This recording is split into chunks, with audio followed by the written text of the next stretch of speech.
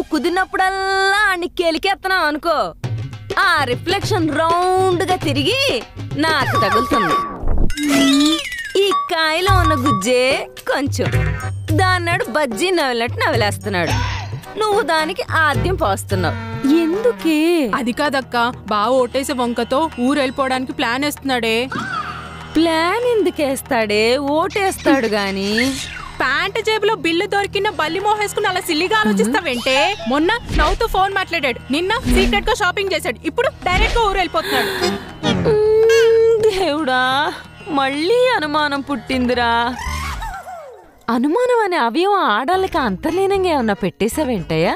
Clear చేసుకోపోతే కడుపులో ఏదో కిలికేసినట్టుంటది. నీ మొహానికి మెదడికి అస్సలు సంబంధం ఉండదే. అనుమానం పెట్టేసి అమాయకంగా పెడతావు. అక్క కాపురం కోసమే కదా. నా తలకాయ కాపురం. 96 ఎపిసోడ్ల నుంచి కొట్టుకుంటూనే ఉన్నాం. కాపురం ఎక్కడ చేసాం? 100 దగ్గరకు వచ్చినా అదే వరుస.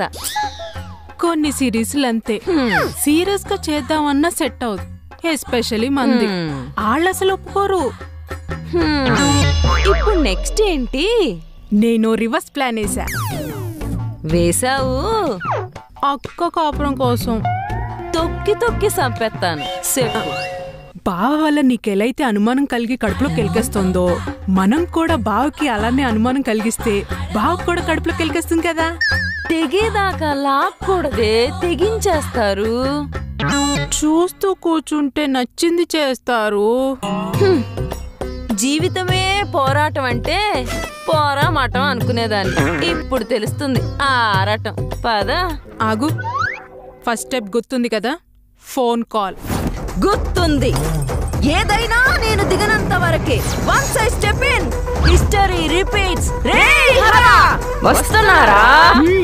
ఈ కరెంట్ బిల్లులు కట్టలేక చచ్చిపోతున్నాం. ఊరుకోండి గారు.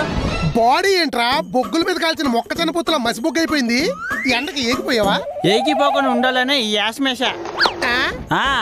ఎండకి ట్యాన్ అయిపోతున్నాను, కొంచెం సన్ స్క్రీన్ అని చిన్నమ్మాయి గారిని అడిగా. సచ్చిరే ఇచ్చి చాకో మైసూర్ పాక్. చార్కోల్ మైసూర్ పాక్ కాదురా, చార్కోల్ ఫేస్ ప్యాక్ అయి ఉంటది. అదే వేసుకుంటే వేసవి కాలంలో మంచిదని టీవీలో చూసి చార్కోల్ మైసూర్ పాక్ చిచ్చి చార్కోల్ ఫేస్ ప్యాక్ వేసుకున్నావా?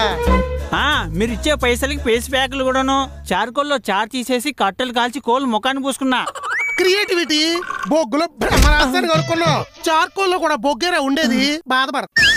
ఎండకు ఒళ్ళు నల్లబడటంతో పాటు జుట్టు కూడా నల్లబడితే బాగుండనండి. రోహిణి కార్తీక్ లో రోడ్డు ఎక్కితే తోలు ఊడిపోద్దంట, జుట్టు కూడా ఊడిపోతే బాగుంటుందా? బాగోదు.